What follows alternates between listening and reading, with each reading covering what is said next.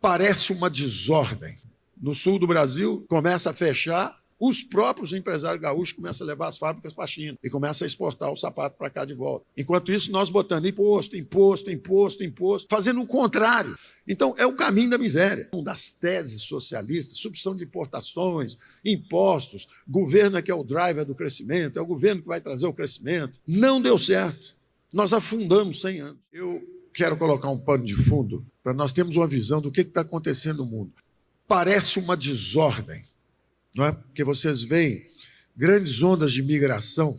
Ao mesmo tempo você tem a guerra da Ucrânia, você tem o Hezbollah e o Hamas com Israel, você tem o Maduro aqui falando sobre o avanço no petróleo da Guiana, e parece que o mundo enlouqueceu e que vai ter uma guerra mundial em mais 3 ou 4 meses.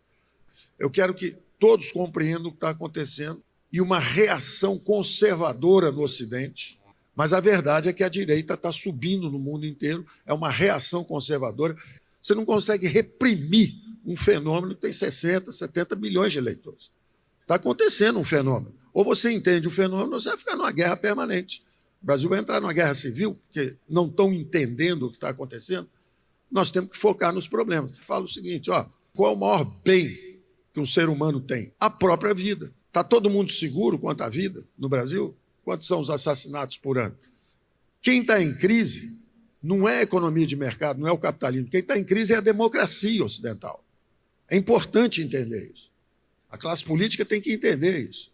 O que o Bukele tem em comum com a Meloni? A Meloni está contra a migração e está a favor de lei e ordem. É uma reação conservadora contra a criminalidade, contra o descaso, contra a imigração em massa. O que o Trump diz?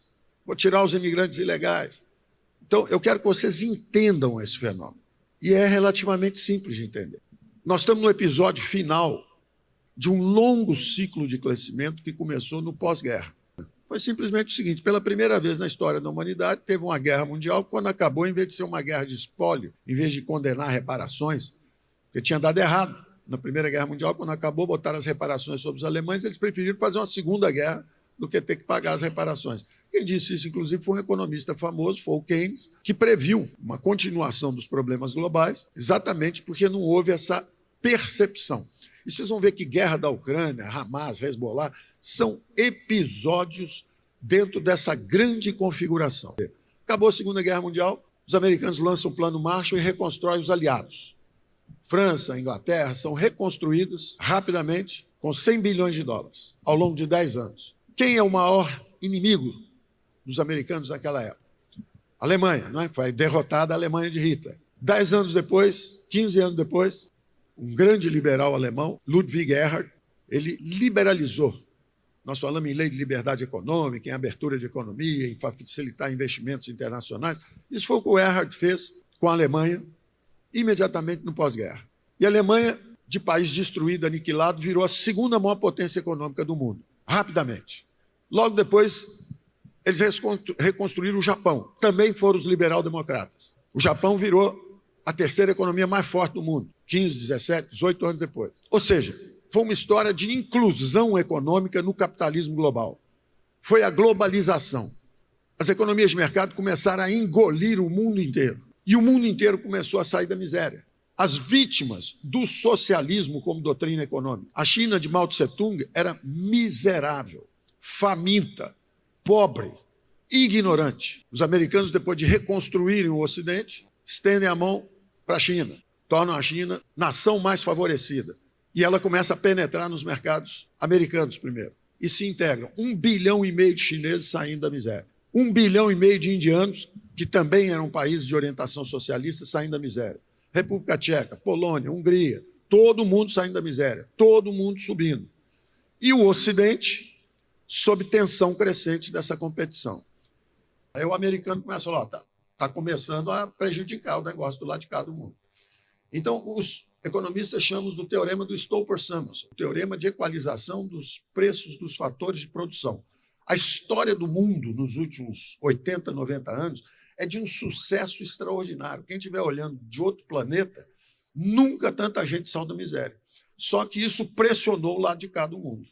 Quer dizer, 1,5 bilhão de chineses entraram na piscina dos mercados globais. Então, esse papo de que o socialismo como doutrina econômica Fome, miséria, caminho da pobreza. Esse é o fato econômico. O resto é papo. As economias de mercado tiraram o mundo da miséria. E estão fazendo isso há milênios.